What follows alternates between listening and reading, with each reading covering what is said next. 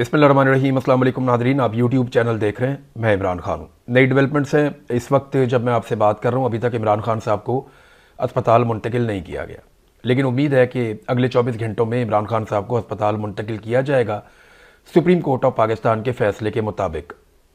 PMLN के अंदर एक अजीबोगरीब खलबली मच गई। मुझे समझ नहीं आ रही कि उन्हें क्या हुआ। मियाँ साहब तो बिल्कुल ही दिल छोड़ गए या उनकी पार्टी बिल्कुल दिल छोड़ गई है, और ऐसा लगता है कि नवाज शरीफ साहब ने यह तय कर लिया है कि उन्होंने आइंदा मैदान में अकेले ही रहना है।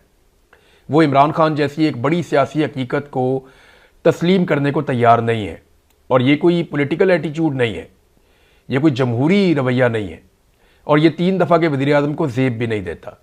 मियाँ साहब को इमरान खान साहब की सियासी हकीकत को ना सिर्फ पहचानना चाहिए, बल्कि उनका मैदान में सामना करने की जुर्रत पैदा करनी चाहिए। इन्हीं चीज़ों से मियाँ नवाज शरीफ साहब माजी में गुजर चुके हैं, और वो इमरान खान साहब के लिए कैसे रास्ते बंद कर सकते हैं। यानी मैं PMLN की अगर आपको हकीकत इस वक्त बताऊं, जो उनकी हालत है, तो बाज़ों का तरस आता है। ये जो चीज़ें मैं आपको पढ़ के बताने लगा हूं, ये सारी PMLN ने कही हैं और आज ही के दिन में कही हैं।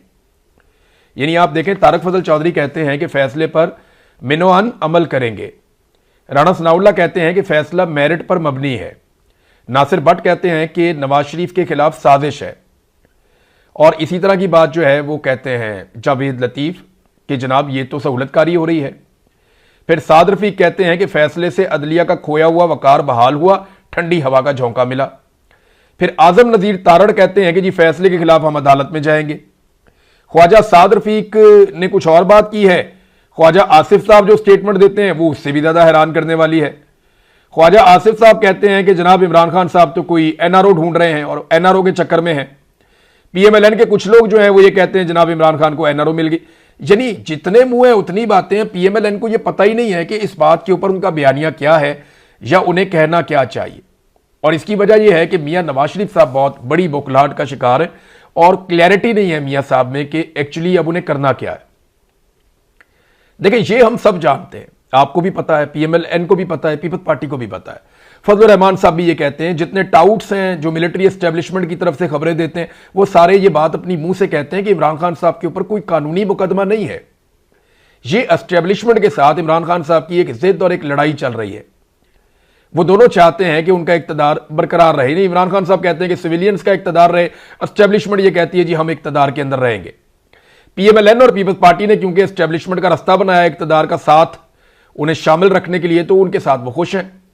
तो फड्डा तो ये है, सारे ये बात करते हैं, ये मुकदमा तो कहानियां हैं, ये तो जाली हैं। आज अगर पाकिस्तान की मिलिट्री एस्टेब्लिशमेंट या इंटेलिजेंस एजेंसीज अपना दबाव सुप्रीम कोर्ट और हाई कोर्ट्स के ऊपर से उठा लें, यानी निचले लेवल तक जजेस को मैनेज किया जाता है।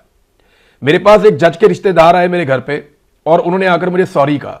मैंने कहा जी आप क्यों कह रहे हैं? कहते जज साहब ने मुझे भेजा है, आपका ना बाइज्जत बरी होना बनता था उस मुकदमे में, एक दहशतगर्दी का मुकदमा था। तो मैंने कहा जी फिर मुझे किया क्यों नहीं?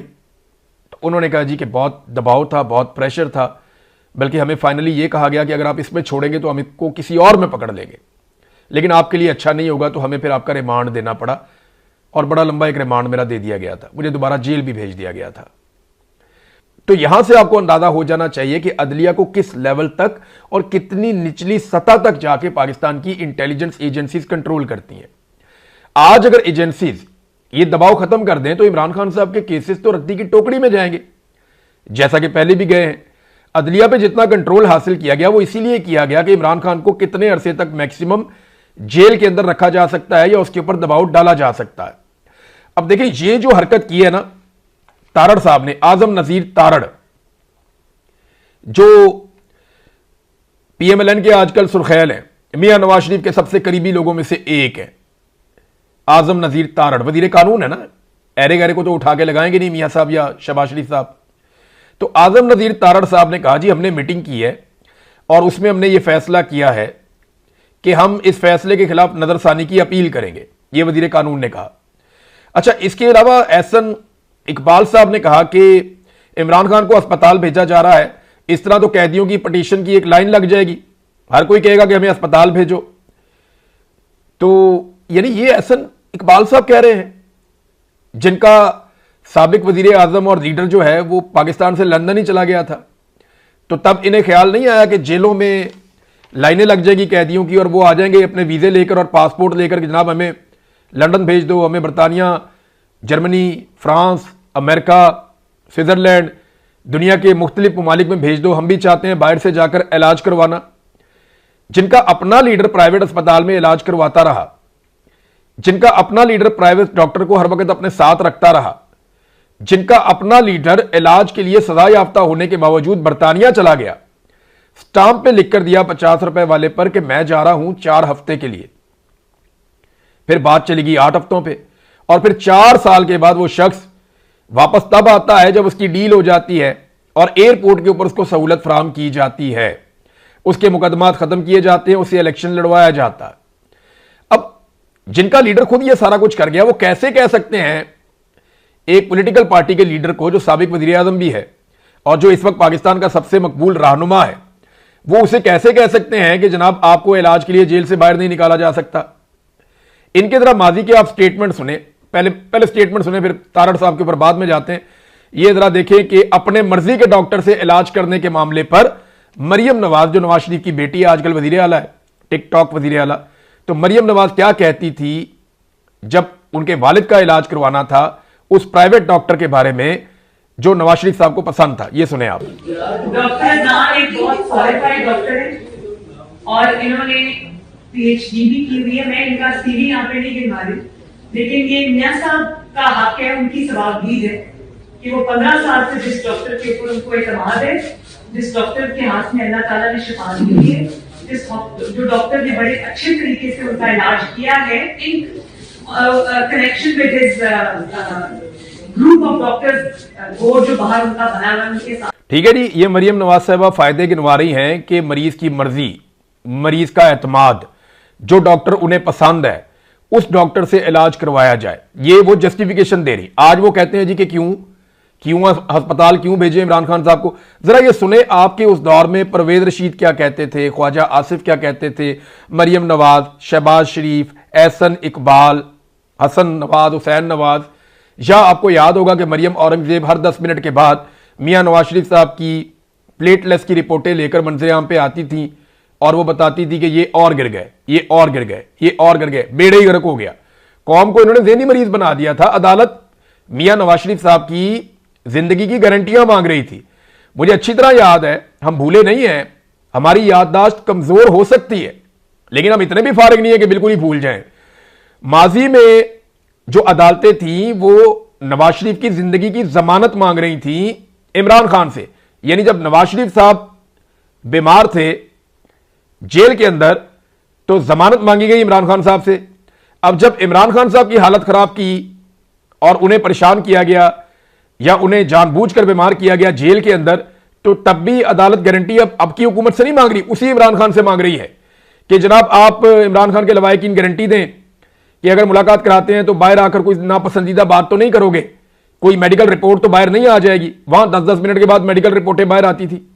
हैरत होती है ना आपको। अब जरा सुने कि उस दौर में ये सारे अहबाब जिनके मैंने नाम लिए ये क्या कहा करते थे।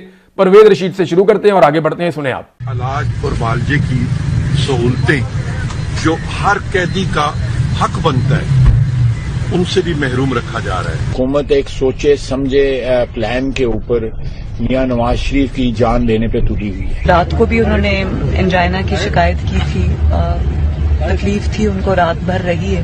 हुकूमत जो है वो बहुत उसको कैजुअल ले रही है और अल्लाह ने करे मियां नवाज शरीफ की सेहत को कुछ हुआ तो इसकी सारी जिम्मेदारी इमरान खान न्याजी पर और पीडीआई हुकूमत। सेहत के हवाले से खुदा न खास्ता कोई भी नुकसान हुआ तो इसकी बराह रास्त जिम्मेदारी इमरान खान साहब और वजीर आला पंजाब के ऊपर होगी। मेरी पूरी तवज्जो इस वक्त मियां साहब के बारे में, उनकी सेहत पर है फोकस्ड और उनकी जिंदगी पे है। मुझे सियासत के लिए पूरी जिंदगी पड़ी है। इस वक्त उनका लग के इलाज करवाने की जरूरत है। ये आपने सुना जी, लग के इलाज करवाने की जरूरत है। ये सारे के सारे जो हैं उस वक्त फायदे गिनवा रहे थे। और मियां नवाज शरीफ साहब को ये एक और खबर देखें आप, ये अंग्रेजी अखबारात में भी है, उर्दू अखबारात में भी है कि ये मियां नवाज शरीफ साहब को शिफ्ट कर दिया गया। कहां पे? मियां साहब का अपना जो प्राइवेट अस्पताल है जो मियां साहब को बहुत ज्यादा पसंद था, उस अस्पताल में मियां नवाज शरीफ साहब को शिफ्ट कर दिया गया, शरीफ मेडिकल सिटी, जहां पे जनाब जदीद इलाज की सहूलतें मौजूद हैं। और ये आज जो इंफॉर्मेशन मिनिस्टर है पंजाब में, यही खातून उस वक्त चिल्ला चिल्ला कर कह रही थी कि जनाब शरीफ मेडिकल सिटी में मियां नवाज शरीफ को जाया जा रहा है, वहां बड़ी फैसिलिटीज हैं, वहां उनका इलाज किया जाएगा। आप अंदाजा करें कि कैसे दोगले लोग हैं ये, कैसे मुनाफिक लोग हैं और कैसे बेईमानी करते हैं और लोगों को बेवकूफ समझते हैं कि लोग चीजें भूल जाएंगे। लोग चीजें नहीं भूलते। अब देखें हुकूमत ने फैसला क्या किया, आप गौर करें। वो कहते हैं वजीर कानून के अथॉरिटीज का ख्याल है कि इमरान खान को अल-शिफा अस्पताल मुंतकिल करने का सुप्रीम कोर्ट का हुक्म कानून के मुताबिक नहीं है। यानी नवाज शरीफ को पाकिस्तान से बाहर बरतानिया भेजने का हुक्म कानून के मुताबिक था 50 रुपए के स्टाम्प के ऊपर। इमरान खान को इस्लामाबाद एक अस्पताल में भेजने का हुक्म कानून के मुताबिक नहीं है। कैसी मंतक है, कैसी साइंस है इनकी, समझ आ रही है आपको? अभी देखें, इमरान खान साहब के इलाज से मुताल्लिक हुक्म का जायजा लिया गया है। वजीर कानून फैसले पर नजरसानी के लिए सुप्रीम कोर्ट से रुजू करेंगे। वजीर कानून हुक्मनामे के दीगर निकात पर भी मुशावरत की गई है। वजीर कानून क्या सुप्रीम कोर्ट का हुक्म तमाम कैदियों के लिए होगा? वजीर कानून ये उस वक्त नहीं पूछा जब नवाज शरीफ को सुप्रीम कोर्ट ने या अदालत ने उठाकर पाकिस्तान से बाहर भेज दिया था। क्या वो हुक्म भी सारे कैदियों के लिए था? जेलों में बहुत से कैदी हैं जिनकी सेहत के मसाइल हैं, तो उस वक्त भी थे। सजाए याफ्ता कैदियों को सरकारी अस्पतालों में इलाज फराहम किया जाता है। क्या सुप्रीम कोर्ट का हुक्म तमाम कैदियों के लिए होगा? यह वजीर कानून ने कहा। अब ये कह रहे जी हम इसके अंदर अपील करने के लिए जाएंगे। लेकिन मजे की बात यह है जो इंतजार हुसैन पंजूथा साहब ने बताई कि आजम नजीर तारड़ साहब ने यह फैसला करने से पहले फैसला पढ़ा ही नहीं। यानी इस फैसले को चैलेंज करने का जो फैसला किया गया कि हम नजरसानी की अपील में जाएंगे, उस अपील में जाने से पहले यह वाला फैसला पूरा पढ़ा ही नहीं। इसका अगर 12 नंबर पॉइंट वो पढ़ते तो इस पैराग्राफ के अंदर लिखा हुआ है, the question of maintainability of the petition as well as the other objection that may be raised by the respondents shall be examined on the next date of hearing. The respondents shall also be at liberty to file their concise statements. अब वो ये कहते हैं, ये supreme court क्या कह रही है, इस पे जरा आप गौर करें कि फैसले में अदालत ने वादे तौर पे कहा है कि इस पिटीशन के कानूनी तौर पर काबिले समात होने या किसी कानून के मुताबिक होने और तमाम दीगर एतराजात के लिए फैसला अगली तारीख पे किया जाएगा। जब एक केस ही काबिले समात है, अभी वो चल रहा है, अदालत ने उसमें एक अबूरी ऑर्डर दिया है, इसकी मेंटेनेबिलिटी या बाकी चीजों के ऊपर आपको एतराज करना है तो आपने इसी अदालत में करना है, क्योंकि केस अभी खत्म नहीं हुआ, केस अभी चल रहा है, ये डिस्पोज ऑफ नहीं हुआ। जब ये केस खत्म हो जाएगा तो तब ये इख्तियार होगा दोनों पार्टियों में से किसी के पास भी कि वो इसकी अपील में जा सकती है, नजरसानी की अपील में जा सकती है। ऐसे ये अपील में कैसे चले जाएंगे, अभी तो ये केस चल रहा है। तो आजम नजीर तारड़ साहब को पहले आज का हुक्मनामा पढ़ना चाहिए था। आपकी प्रेस कॉन्फ्रेंस का जवाब आज के हुक्मनामे में मौजूद है, एक बार फिर गौर से पढ़ लीजिए। यह बात की इंतजार हुसैन पंजूथा साहब ने। अब यह कानून के एक छोटे से तालिब इल्म को भी इस बात का पता है और पंजूथा साहब ने दुरुस्त निशानदही की है। जावेद हाशमी साहब जो है ना, याद रखिएगा यह किरदार बहुत बड़ा है। जावेद हाशमी आम आदमी नहीं है। अगर आपको कभी लगे कि आपने पॉलिटिशियन बनना है तो आप जावेद हाशमी को अपने जहन में जरूर रखिएगा। अगर आपने पाकिस्तान में पॉलिटिक्स करनी है ना, तो आपके तरक्याती मॉडल आपका कुछ भी हो, गवर्नेंस का मॉडल आपका कुछ भी हो, लेकिन मुजामत करने के लिए आपको जावेद हाशमी जैसा होना चाहिए। जब नवाज शरीफ साहब को अस्पताल मुंतकिल किया जा रहा था, उनके इलाज का मामला चल रहा था ना, तो उस वक्त इंसानी हमदर्दी के तहत जावेद हाशमी नवाज शरीफ के साथ खड़े थे।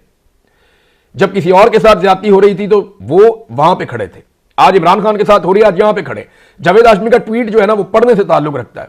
उन्होंने जो बात की है, उन्होंने कहा जी ये फायदा तो हुआ कि इमरान खान का इलाज हो जाएगा, मगर जिन शराइत पर उसे अस्पताल भेजा जा रहा है वो बहुत ही शर्मनाक है।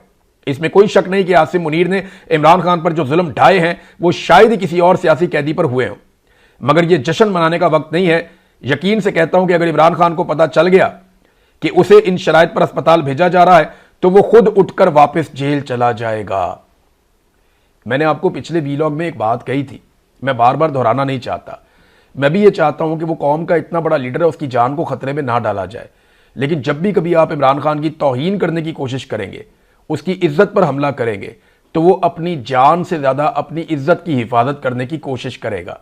ये उसकी कमजोरी है।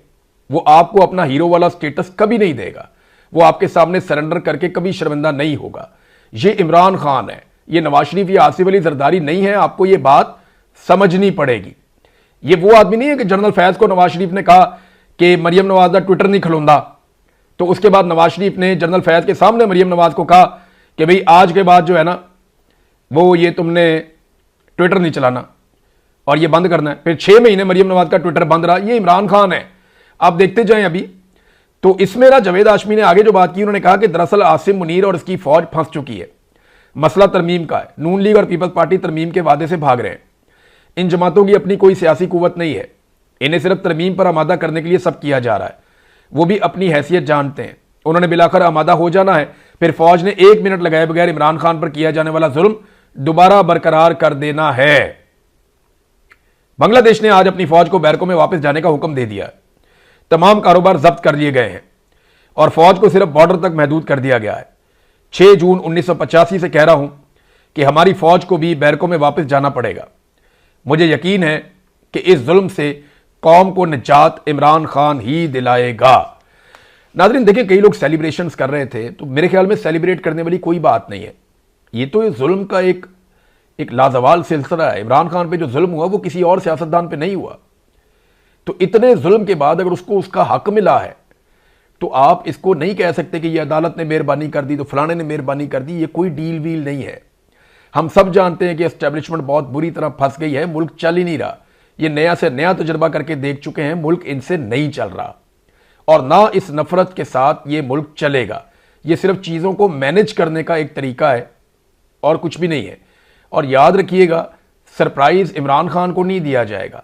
इमरान खान हर दफा इन्हें सरप्राइज देता है, वो फिर देगा। पीएमएलएन के लोगों को हौसला रखना चाहिए। ये इमरान खान है, आसिफ अली जरदारी या नवाज शरीफ नहीं है। इतनी जल्दी बुखलाने की आपको कोई जरूरत नहीं है। आसिम मुनीर और ये बाकी दोनों लोग, नवाज शरीफ और जरदारी, ये एक दूसरे की इंश्योरेंस पॉलिसी है।